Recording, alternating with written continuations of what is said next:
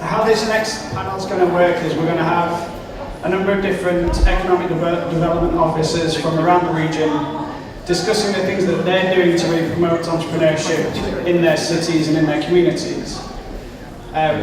Before that, we're going to present a little bit of, we'll welcome them on stage, but also present a little of our research findings from this project, which will then have the EDOs kind of riff off, if you will. So, yeah, please come on stage. We've got Sonya Blake here from the City of Los Angeles. Big round of applause. We've got Fran Fulton from the City of Torrance, who is a local star. We've worked a lot with Fran on lots of different projects. John Raymond of the City of Carson, our host city here, and Rocco of the City of West Hollywood. We're saving our applause for the end.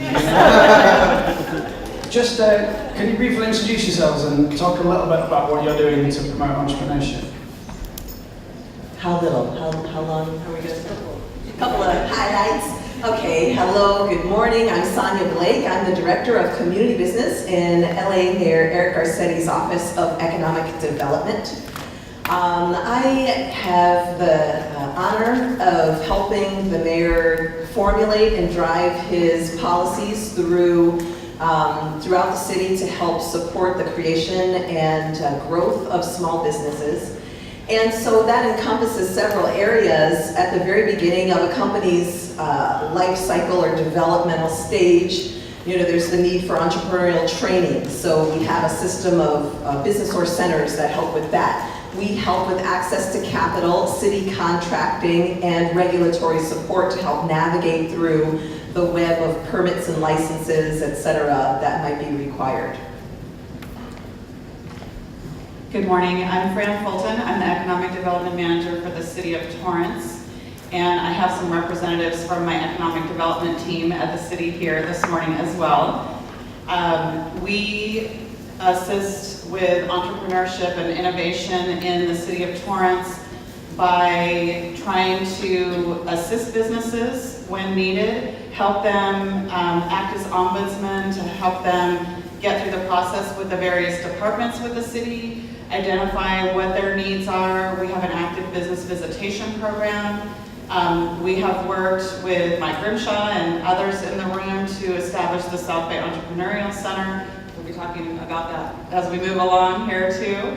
But really just trying to help businesses kind of get through the red tape, talking about some of the things that were mentioned by the prior group, and looking at policy that kind of looks at the past and trying to respond and support innovation and new business models that are coming forward. So trying to be responsive to that and to listen to business, and how can we continue to enact change to allow that to happen.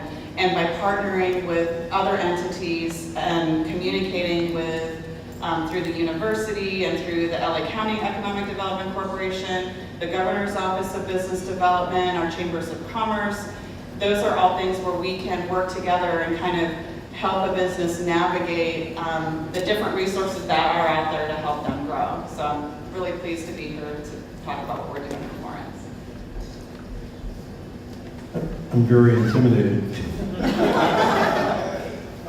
I'm John Raymond. I'm now the Assistant City Manager of the City of Carson. It's literally the first time I've introduced myself that way.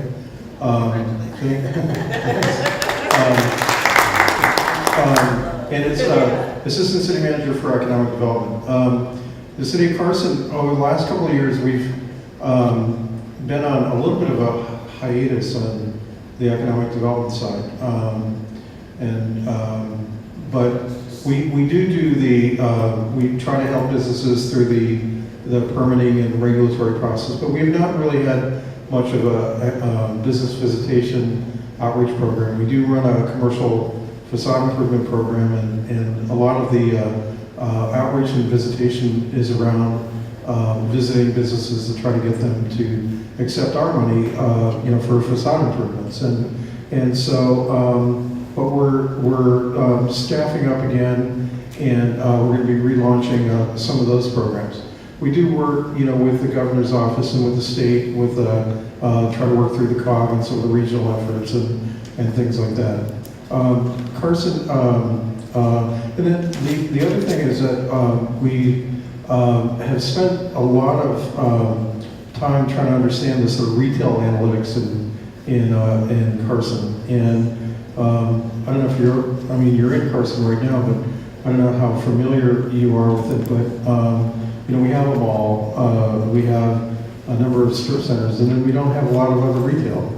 We don't really have a lot of other places to put retail, and so we have subscribed to psychographic and some retail analytics, and are out there now trying to share it with the businesses to try to help them understand their own customers as well. So it's on that. I can talk later about some of the efforts around manufacturing and warehousing and some of the other efforts there as well. So thank you. Good morning, I'm Jackie Rocco. I'm with the City of West Hollywood. I'm the Business Development Manager. And West Hollywood, unlike some of my colleagues here, you know, don't really engage in sort of the more traditional economic development because we're a small city, 1.9 square miles. But a lot of the focus that in my division, business development, has actually only been around for a little over a year, but it's the focus or impetus for forming our division was to really work with small businesses in our city. And a lot of what we're doing these days is looking at all of our processes and looking at streamlining our processes, reducing fees wherever possible, and really being that liaison, you know, to our businesses, because, you know, coming to any city to open a business it's a challenge for a lot of our small business owners, and we're there to assist them through that process, being, you know, kind of like that, you know, concierge service for them, because the bigger businesses, you know, tend to hire expediters that can help them, you know, navigate through the process. But for us, you know, being able to look at our policies, our procedures, and our regulations is also really important because, as many of you have experienced, you know, some of the regulations that a lot of cities have are outdated. And I'll give you an example. We're currently looking to reduce our commercial parking requirements. And it's because a lot of cities, you know, including our own, you know, parking requirements are probably from the 1960s. They're completely outdated. And it's one of the biggest barriers that businesses have when they want to open a business in our city. So we're looking to reduce that and also make it easier for changes in land uses to happen so that we can address some of these vacant storefronts that, you know, from previous retail, which, you know, it's a struggle to keep alive in our cities. But when businesses want to convert, which, you know, represented intensification, the biggest barrier they hit is parking, meeting the parking requirements. And yet those requirements are so outdated, especially in our city. Ride sharing is hugely popular, and parking demand overall has gone, you know, significantly down. So we're working on that. And then now, since the summer of last year, most of my effort is focused on cannabis. We have a cannabis ordinance, and we will be accepting applications in May, and we will be working with a lot of interested business owners that want to open a cannabis business in our city. And I'm very happy to be here. Thank you.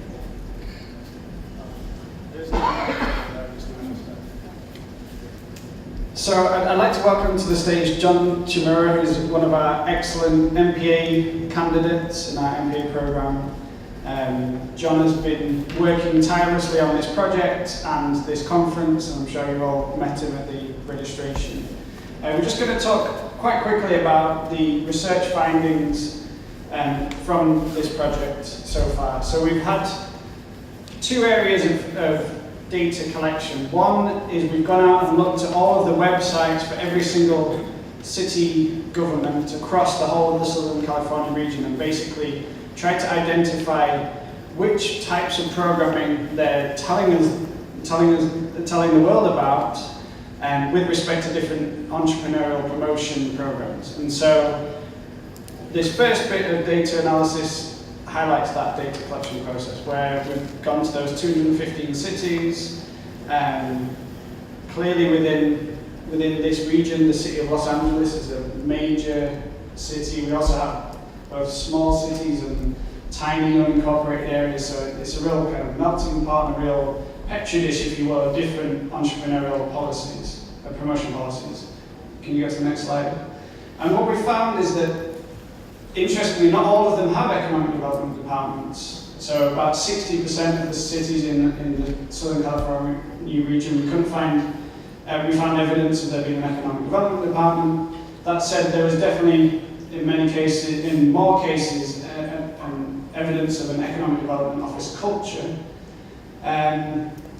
Nearly all of them across the board have relationships with non-profits or provide information on unique local events. But only about half, a bit less than half, have tax incentive programs or subsidy programs. So for example, the city of Torrance has a small business assistance fund that enables them to really promote or support businesses in different areas. If you can go to the next slide, Ryan. Interestingly, not all of them have websites even, and through those websites they're able to promote, the downtown areas, tourism activity, those kind of things. But only, we found 72% have websites.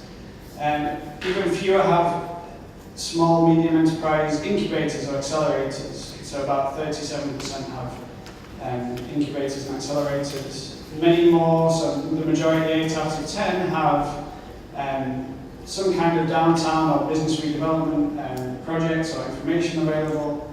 Fewer support new small businesses or niche business through explicit programs, and even fewer, so only about 20% have programs that are specifically targeted towards minority or foreign-owned businesses, which isn't surprising. Many cities want to, they don't discriminate when it comes to their economic development promotion. So the second area of this research project is to interview economic development officers from each of those cities. So it's one thing to gather what data is available on the websites, but it's another to really get down into the weeds by interviewing economic development officers from across the region. So far, we've interviewed about 10% of all the cities, in that we have completed those interviews. I think we've got another 5% that we're in the process of doing right now. And I'm going to let John talk about some of the findings from those more in-depth interviews. And we've come up with a few themes. There's a microphone. Oh, you got a microphone? Oh, yeah, there's one on the chair. There's a number of different themes that have emerged from this, and then I'll let John take over the conversation and we can interact with how this reflects the situation on the ground. Can you move to the next slide, please? So, I don't want to kind of go into the detail about this because most of the things on the slide, but I think what's interesting is when we started looking into research is the fact that there's several emergent trends we found. I mean, it's one thing to kind of go into the websites, but I think by kind of talking to the different economic directors and as well as the city managers about what they're doing in their cities, I think what was interesting in the research is we found interesting trends in that. And one of it is the fact that I think everybody's acknowledged the fact that the environment has changed. And as the economy is changing, whether it's either the economy itself, through consumer trends, or through economic issues, the cities are sort of like kind of responding to that and trying to change their outlook and practices. I think there was something here where they were talking about the fact that they're trying to be more friendly to businesses, so we're definitely seeing a lot of that. One of the things that we've just noticed, and we're going to talk about a little bit later, is a large part of what helps cities help run economic development programs was the redevelopment agency funding. But as that was not available, the cities have had to kind of shift and adjust to that and still try to promote economic development with those limited resources. The cities have also kind of changed their approach where, again, I guess the whole perception of a traditional city was to be sort of like regulatory and kind of follow the rules type of approach. But what we found in the research is they've taken more of a facilitative approach to kind of help the businesses grow. And again, that's also kind of as a result of the changing environment. Next slide, please. Another thing that comes up is, which related to what I just talked about, is it just a matter of collaboration or is it competition? And the reason why we want to kind of bring this up is the fact that we were also kind of finding, even just within the South Bay area, that the different cities are finding ways to kind of collaborate with each other. And part of that question is, well, why are they doing that? And again, I've actually done some additional research into Empire, and I found this to be the same case as well. And I think a lot of it is they're finding mutual benefits in working with each other. In my research, I've kind of found that the benefit in that is just, where one city could kind of focus on a particular niche or trend area, and then maybe feed off the other city for things like resources that one city may not have. So the synergies kind of make sense. So what is the competition? And I guess who's the competition? That comes up to the fact that, let's face it, in Southern California, they're also kind of competing with out-of-state entities and economic development organizations that are targeting specifically California, as well as foreign-owned companies in terms of trying to relocate out of the state. So again, I think that's become a sort of a changing environment, reality, / collaboration, competition issue. And again, to add to that, the collaboration is also key because they also see the fact that what they're trying to do, at least in terms of the city's approach, is to kind of encourage the idea of retaining cities, businesses, and also encouraging businesses to stay instead of trying to just simply build new businesses. So there is a lot of focus on that as well. And then we can go ahead and switch it back to Dr. Gregory. Next slide, please.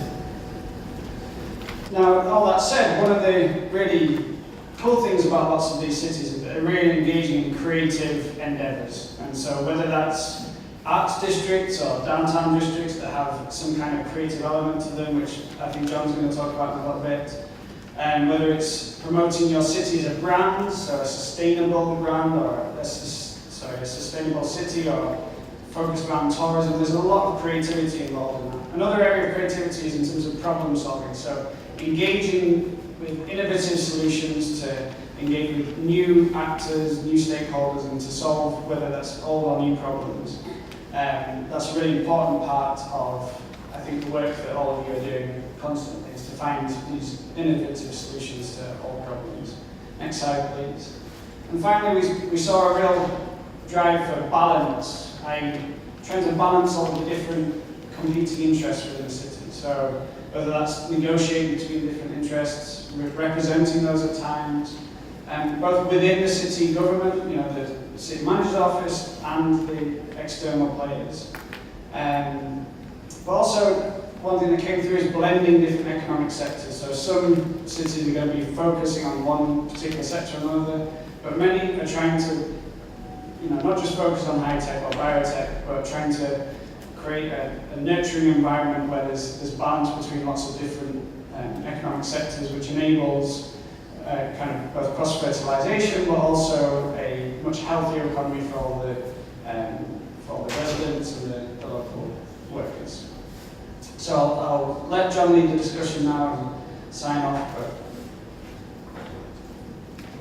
Okay, so I'm just going to jump into this. I know that there were some topics that we talked about. Just give me a quick second here.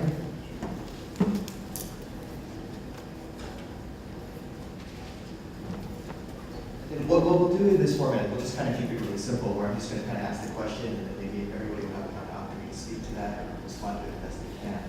So I think one of the things that we've kind of found that was interesting in the research, and this is actually kind of new to me too, because I didn't realize that there's this whole RDA concept, right? And, well, what exactly was that? So one of the things I kind of learned in my research was, number one, to understand it, and number two, how it's impacted the cities, because this is just something that was basically cities have relied on for years and years and years, and when the state of California decided that we were going to shut and close this agency, I think it was in 2007, that cities had to kind of take a reactive approach. Well, now that we don't have it, what are we supposed to do? So maybe to add to that, if maybe everyone, that's in your best knowledge, if you could just kind of pass around and talk about maybe how that's impacted your city and what you've been able to kind of do to, overcome that or use that as sort of an opportunity, perhaps? Well, I guess that is a conversation in creativity right there, in funding. The way we have things organized, I'm in the mayor's office, and there is a department that reports to the mayor, the Economic and Workforce Development Department, that is actually the Economic Development Department. And so they're the ones who work on that kind of thing. And so as we go through our budgeting process, of course, we're looking at the general fund and what we need to do to be very creative about helping our money to go further. We look at other kinds of grants like the block grant, the HUD block grant, and see how we can help particularly low to moderate income entrepreneurs and employees to get the resources that they need and continue the services. Our mayor, Eric Garcetti, is a very data-driven mayor, and so we look at data and try to be very strategic about what's happening and where the needs are. And a lot of what we're finding is since LA is such a manufacturing hub, be it aerospace or be it fashion or computer and electronics, we can focus in on those particular industries and create public-private partnerships so that we can mobilize and leverage corporate dollars as well to build synergies. And so AMP SoCal is such a coalition that whereby we can deliver workforce development strategies and infrastructure and access to capital for aerospace and defense companies. There's Make It in LA, which is another coalition that helps bring designers together with manufacturers, small manufacturers. 70% of them have under 20 employees. And so they can begin to leverage private dollars to continue the work and be very agile and creative. Sometimes when you have fewer resources, you have to work within those parameters and you get a lot more creative. So we're excited about some of the progress that we're seeing and some of the projects that are coming to play when you put together great minds in a room and say, go ahead and innovate. And this is what we have to work with. And then we see what comes out of it. For example, Lacey, the LA Clean Tech Incubator, and Grid 110, another city-sponsored incubator, are helping companies to focus in on lean startup strategies so they can bootstrap and still be very effective and very creative and create a great footprint for themselves, bringing them from idea inception all the way through to creating their prototype, which increases their sustainability and their profitability and chance of success exponentially. Those are some ideas. Torrance, of course, was affected by the dissolution of the redevelopment agencies in California as well. And one of the areas that we really utilized the benefits of redevelopment was in our downtown, the oldest section of Torrance. And through redevelopment, we have a facade improvement program, which we are looking at bringing back again through our economic assistance fund. And kind of to the same point, we've had to look at how to regroup, be creative, how to respond and provide business assistance in different ways. And the idea of public-private partnerships or bringing business groups together and having them drive it is really what we've been doing in Torrance for the past few years. Our hoteliers came to us and said, they felt like the Chamber of Commerce wasn't really meeting their need, and the city, we weren't putting anything on our website for visitors to attract people into the city and spend their money. They wanted to come together, and so they came to us to help them facilitate that. The mayor at the time said, great, we want to support you, how are you going to sustain it?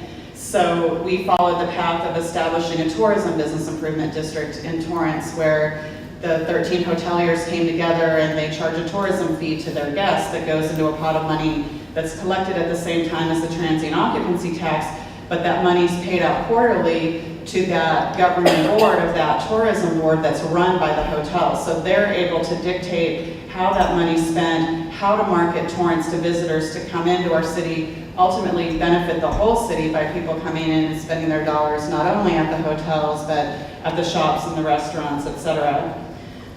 We've also established an auto dealers association, same reason. Even though they're competitors, and I'll touch on the city competitions and collaborations as well, but the auto dealers, even though they compete, felt that they were stronger together by marketing together. You see the auto rows and other things like that in other cities, and the competition is even more so from those auto dealers from one city to the next.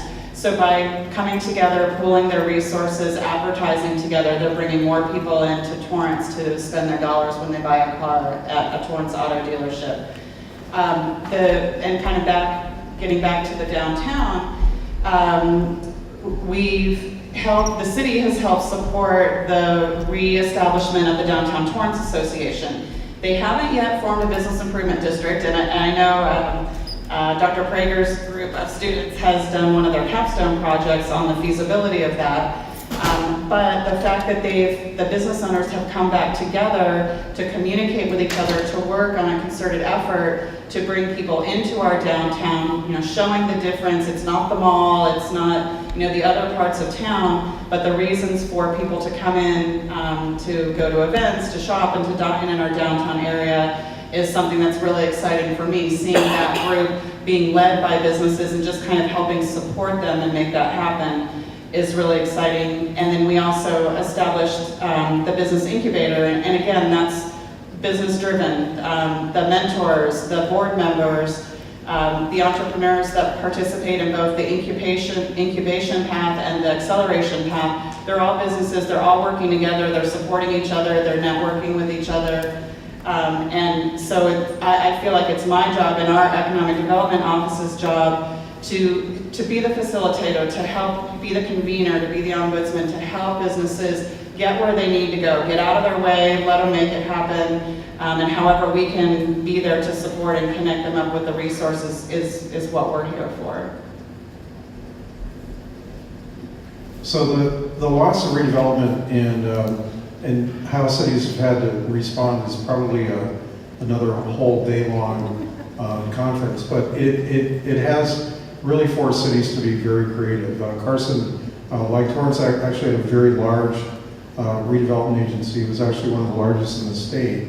And it was very beneficial for this community because Carson is what's called a low property tax city. So on the 1% property tax that people pay, and I'm not going to spend a lot of time on this, but we only get about 6.7% of that to the city of Carson to run all of the services that we provide. So we the agency covered a lot of the, I shouldn't say it covered a lot of the operating costs of the city, but it was a very beneficial adjunct to the city government. So that being said, it's gone. But actually one of the last RDA projects, now called the Successor Agency, that got completed just a couple of months ago, was actually the redo of Carson Street. And Carson Street, the city of Carson is only 50 years old. That may seem pretty old, but it's really not for cities. Torrance is over 100 years old, I think, and just the San Pedro neighborhood of LA down the street, dates back to the 1880s and 1890s. And so what happened is that Carson was built largely under county zoning, very auto-centric. It was very, very kind of slapdash. And what redoing Carson Street has done is it allowed us to create a pedestrian environment, because Carson literally has no downtown. We have City Hall, and now we have an apartment building across the street and another apartment building being built across the other street on the other side of Avalon, and a new condo project that came online about a year and a half ago. And that really is downtown. So it's allowed us, what's happened is the shortage of housing in LA, in the LA market, has really driven a lot of interest in mixed-use development and housing development in downtown Carson. We have a former auto dealer that's closed, that's got some short-term temporary uses in there, but all of that land is available for redevelopment. And we've got other property on Carson Street, on Avalon, that the city's willing to consider knocking it all down and putting mixed use in. So what that means is that we could end up with a walkable pedestrian environment with people living and shopping. And the projects that have been built so far have been very, very successful. The condos sold out as soon as they went on the market. The apartments rented out at top dollar as soon as they went on the market. The retail spaces are filling up with not retail, but generally restaurants. Parking is certainly a consideration. We've had to do, like West Hollywood, and relook at the parking codes and just allow businesses, particularly restaurants, to be underparked, really to keep the vitality going. So that's been a big challenge, and I know Finn wants me to talk about arts, but we don't really have much of an arts economy in Carson. But when I was hired 3 years ago, I'd spent 20 years in the city of Palm Springs. We had a public art program, we had a downtown and now the downtown's coming back online with a major $300 or $400 million downtown project, and all of which I did. And council's very excited. Oh, we're going to have our, well, we don't have it yet, but I think the first piece is that Meta Housing, an affordable housing developer, is breaking ground in about a month on a 46-unit artist housing project on Main Street in Carson, and it's going to introduce 46 new artists living in the city of Carson, which will probably double the number of artists in Carson, and certainly create a center for art that will help kind of radiate throughout the community. And it's really sort of the first step. And we'll partner up with the university on development of sort of public art programs and things like that through the community. West Hollywood being so small, did depend on, redevelopment, but has not probably had the same effect as some of our larger cities. But similar to what my colleagues have expressed here, these are, challenging times that require that we all think differently and look at, what other innovative ideas can the cities develop to continue to remain vital and to, sort of brand and market the city in different ways. We have, even though we're only 1.9 square miles, we have 23 hotels and 3 under construction with others entitled, and it's TOT is the #1 source of funding. And we have our Visit West Hollywood is our, tourism group that, it's just like Torrance, composed of, all the general managers of the hotels. And they do market the city. In fact, right now, the executive team and our director of economic development are in Australia. It's one of the #1, countries that, send visitors to our city. So they're there, and a few weeks ago, they were in London, the same. It's one of those, cities that send a lot of tourists to our city. And they work effectively in marketing the city. But for example, we have only 2 business improvement districts. And they're obviously assessing, the businesses in the area are assessing these fees to, have these programs in place. But they were spending a great deal of their funding, on an ambassador program and even cleaning sidewalks and all that. And the city is going to take an item to council to, establish a baseline in terms of services for the sidewalk cleaning, an ambassador program, additional security, which is something that a lot of our hotels and businesses have asked for. And that will free up all that funding for these organizations to be more engaged in their own marketing of their businesses and helping one another, because as all of you have said, businesses want us to get out of their way. I mean, they know how to run their businesses and how to be successful. And if we can, facilitate these types of projects, this is what they're looking for. We only have one auto dealer in our city, and so we haven't had to struggle with some of those concerns, especially in the downturn in the economy, when some cities that rely heavily on the sales tax from the dealerships, have to also get very creative. So that was not as much of a struggle for us. But and in terms of an arts district, the city last year acquired a theater property that's close to City Hall. We don't have a downtown core, we don't have a civic center, we just have our City Hall in the middle of one of our busiest streets. But it so happens that that theater is nearby, and there's one that's not very far. We're trying to see, can we begin to create an arts district within this area that will spur some further investments. It's close to restaurants, there's plenty of parking, believe it or not, in that area. So it lends itself well for that type of project. And we have a roster of artists that have been vetted through our arts division as part of our economic development department. And they are promoting now a mural program, which, as you know, in our social media world today, I don't know if you're familiar with the Paul Smith wall in LA. I mean, everyone has to go there and take a selfie, right? And, you know, we've been presenting this mural program to our businesses, and they are just loving it. They love the idea of having, you know, something, you know, creative, exciting, that could, you know, bring more people to the city to create those, you know, social media moments. So, I mean, these are some of the things, again, you know, given the size of our city, sometimes it's challenging, but the combination of the arts, you know, our economic development department has 4 divisions, and it's business development, arts, innovation, and events and film services. So all of these groups together work to market the city and, you know, encourage that kind of business vitality. Oh, yeah, I got it. Okay, so thank you, everyone. So I know we don't have much time, but I thought I'd just try a little bit something different, because I think what Mike talked about this morning is very interesting. If I could just get a show of hands again. How many of you are the entrepreneurs in the audience? Will you just kind of raise your hands? And then, you know, I guess he left out the government people, so. How about in terms of in government? If I could show of hands. I guess I'm state of California, so I guess I count too, so. I'm actually a staff member here at Cal State Dominguez Hills.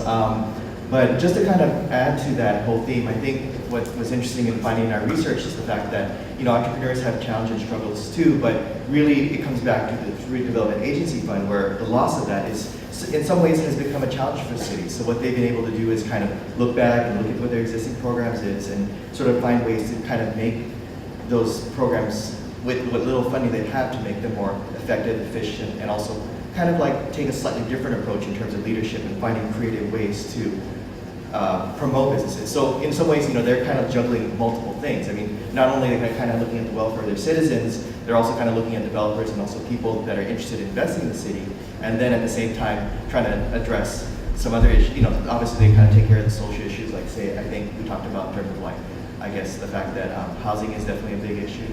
So maybe with just kind of making it simple, and I know it may not be relevant in some cities, but I just wanted to kind of maybe touch upon and ask a general question in terms of what has the city done in terms of like each of your cities have done in terms of address that issue. So if we could just kind of pass the mic, try to answer that question. Tell me again, what issue specifically? I'm sorry. So in other words, just going back, so I think each one of you have touched about different things, like say, you know, trying to do things in economic development, such as, you know, working with hotels, addressing the arts, the retail, innovation. So maybe within that context, one of the things that comes up is affordable housing, right? And again, based on my research, some cities have done things, some have not, but again, as best as you can understand. It's all so connected, isn't it?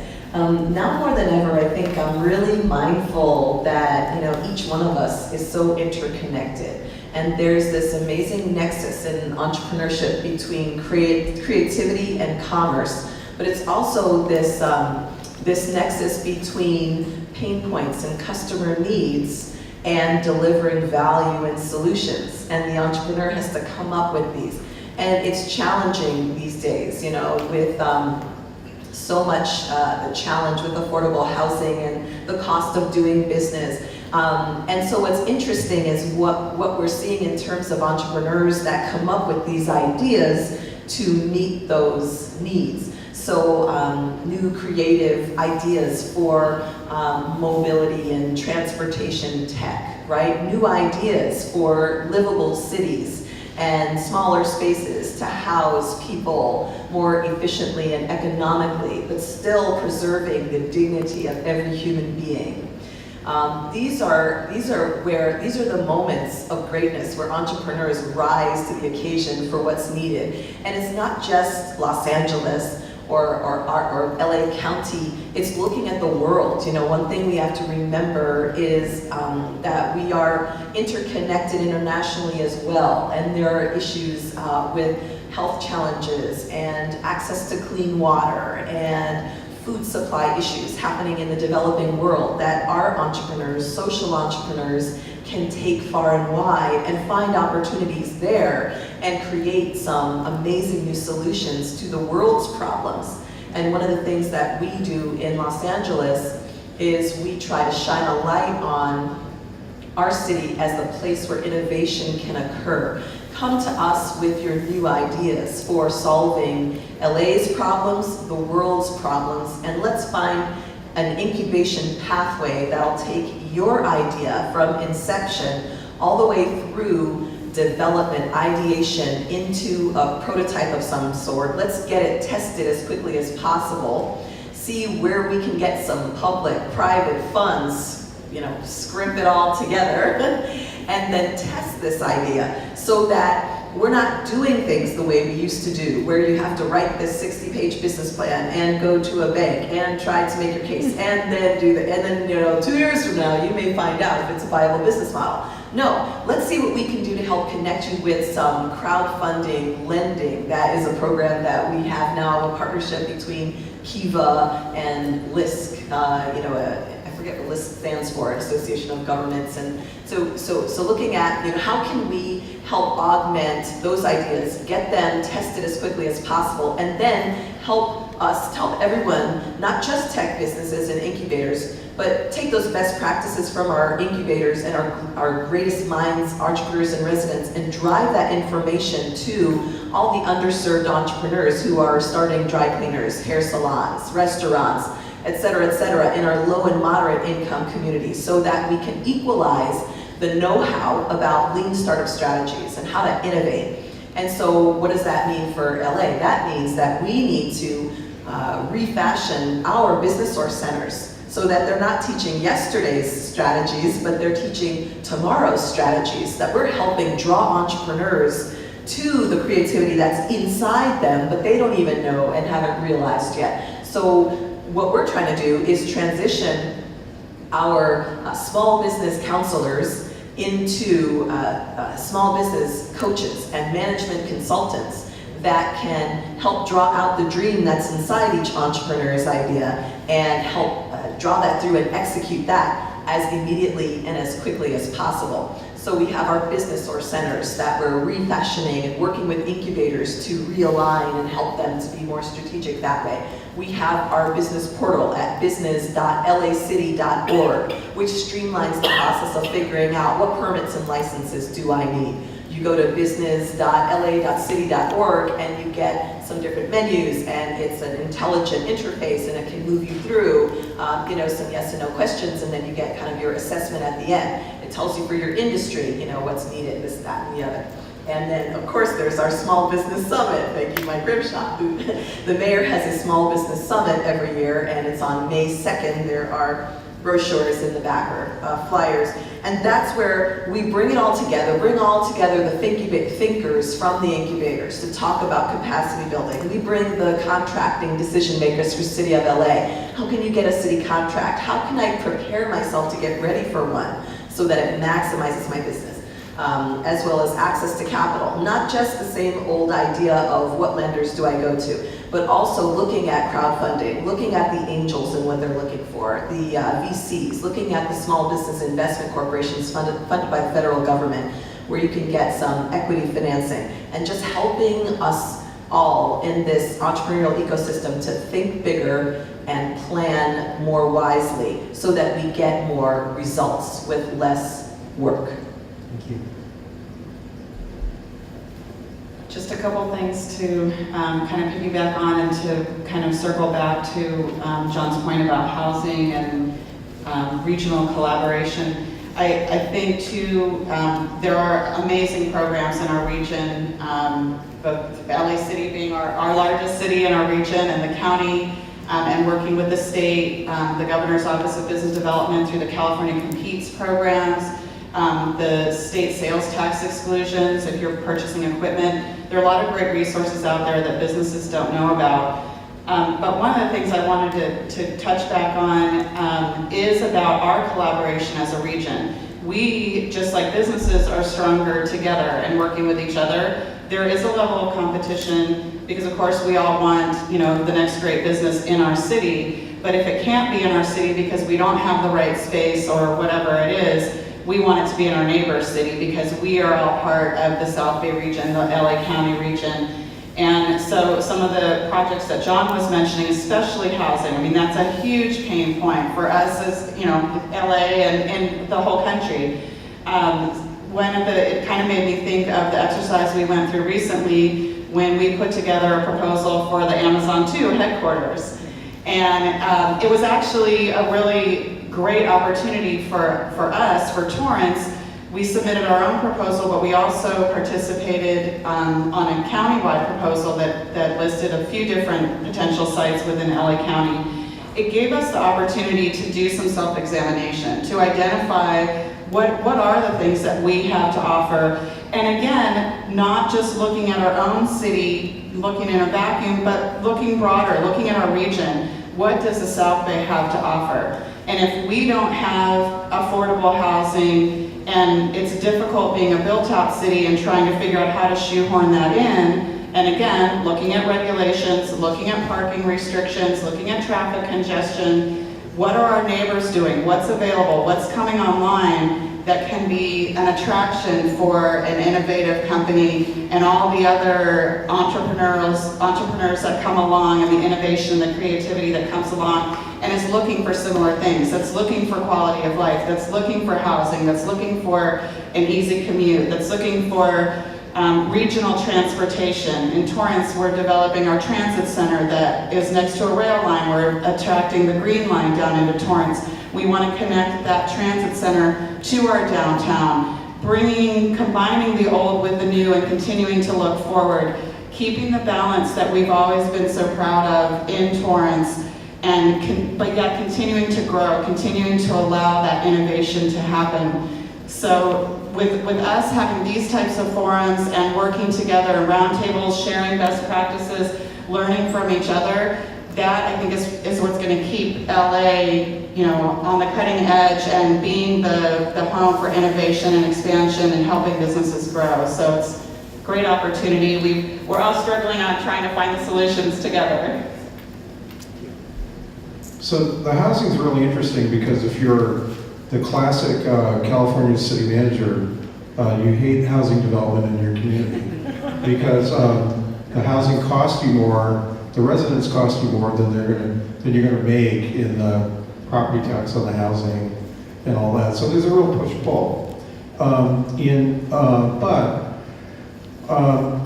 It is a type of development, and in our case, it's a type of development that we really haven't seen, especially the quality of what we're seeing come in. It's a type of development we've maybe never seen.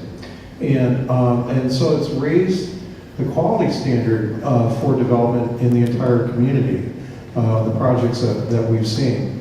In terms of affordable housing, we've got one senior project under construction right now. The building's up, they're putting stucco on the outside and now starting to work on the inside. We just broke ground a couple of weeks ago on a 51-unit veterans project. It's an affordable veterans project right near the 110 freeway in Carson Street, and then we'll break ground in another couple of weeks on the artist housing I mentioned earlier. So we'll have literally 3 affordable housing projects under construction at one time in the city of Carson, which has never happened.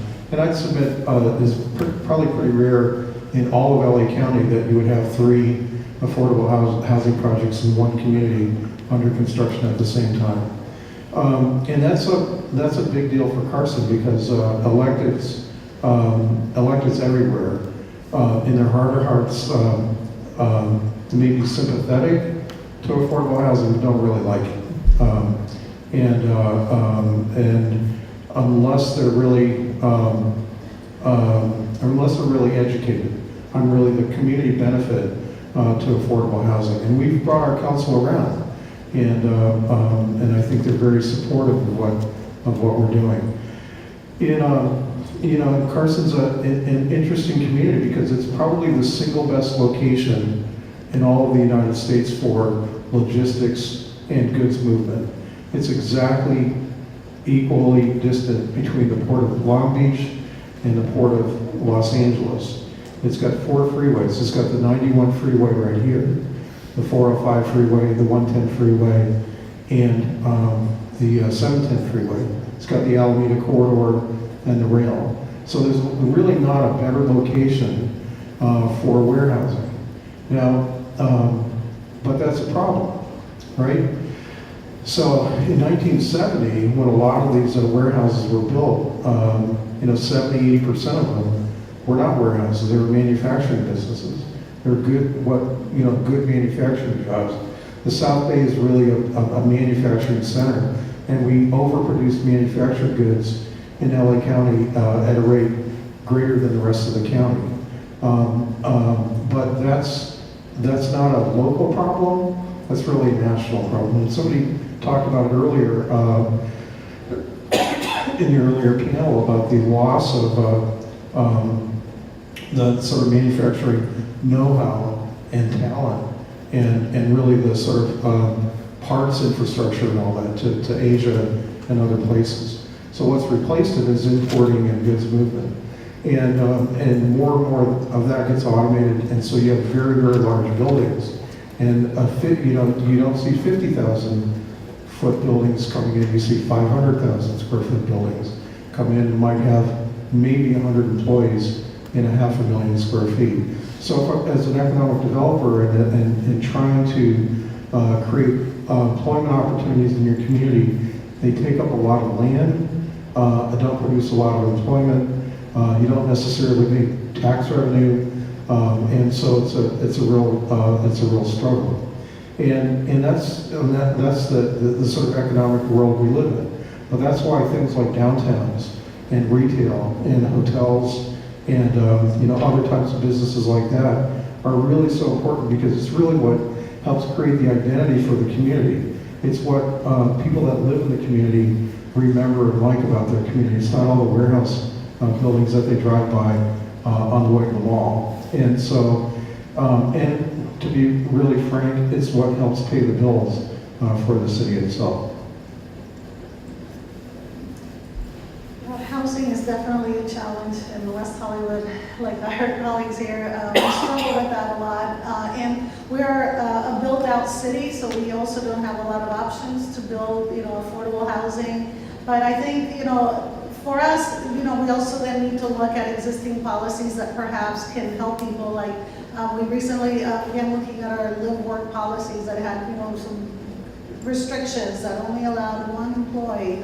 What would this do if you have another employee? How does it impact parking and all that? So we need to work with what we have and improve that and make it better and make it easier for business owners, because you may have an entrepreneur working from home that now has reached that point in their business that they need another employee. But if our rules make it difficult for them to get that employee, and the cost of leasing property in the city is also prohibitive for that person at that price point to expand, then we need to look at that and see how we can help.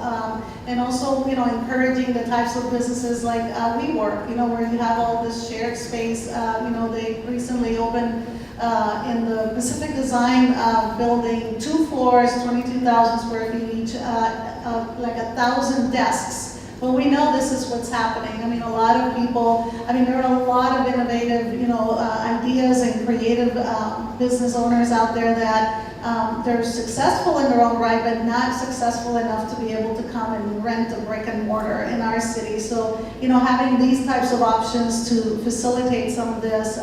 We were recently approached by a property owner that wants to develop their property, and they want to know, what's going on, and what do you want, what do you as a city want? And actually, we reached out to our business improvement district manager, and they hosted a meeting and invited businesses in the area, and they had a lot of really good ideas to tell this, developer what they would like to see in the area. And for example, one of the things that we hear on our Sunset Strip is that people are looking for creative office space. Well, there's a certain, need for that type of space and amenities, because as you know, they work some insane hours, and they want to be able to have a lot of amenities present, like a gym and all other things that they can take a break, go work out, go back to work. And that was really good input for that developer to really begin to think about a project that is feasible, not only for them economically, but also for that particular area. So, it's just, again, I think the theme of creativity here, we have to, as in government, have to become innovators as well and be problem solvers, like our previous panel talked about, that, what is standing in the way? How are, our policies, how do they need to evolve and change to really take into consideration the business needs of today and the business needs of tomorrow? understanding trends and talking to these businesses to understand what they need also to continue to grow as a business and what is lacking and what do we as a city need to identify in terms of projects for infrastructure and all of these other amenities that will keep our existing businesses successful and be a magnet for new businesses. Great, thank you. The good news is we're actually on time now. We've actually caught up, so thank you very much for being patient. I guess what you'll see these blue bowls go around, so again, if you would mind just kind of dropping your business cards there, and we'll kind of use that as contact information so that we kind of keep you updated on future events that come out on campus. So we're actually going to do the raffle in just a couple of minutes. So if anybody wants to come and drop their business card in here, we've got 2 gift cards that are going to be raffled in just a moment. But I'd first like to thank everyone on the panel. We really appreciate all of your insights. Thanks so much for spending your time to come on here. Next up is another set of breakout sessions. We've got one on incubators. We've got one on arts districts and downtown districts. We've got one on internships and one on financing. So just while we're passing around anybody else, any other business cards? So we'll have the first business card drawing. Do you want to test? Do you want to, hopefully we don't pull out our Pull own. my own card out. Jennifer Schoenig. Oh! There you go. This is for our bookstore, so you can get some nice Torrance or a nice book. Yeah. Do you want to do the second?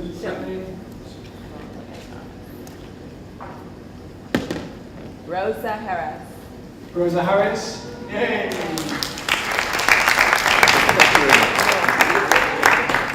So again, we're going to move to the breakout sessions. We've got incubators, internships, arts, downtown districts, and internships are going to be discussed. So again, thank you so much for coming, and we look forward to getting a more engaged discussion with you around these issues. Thank you.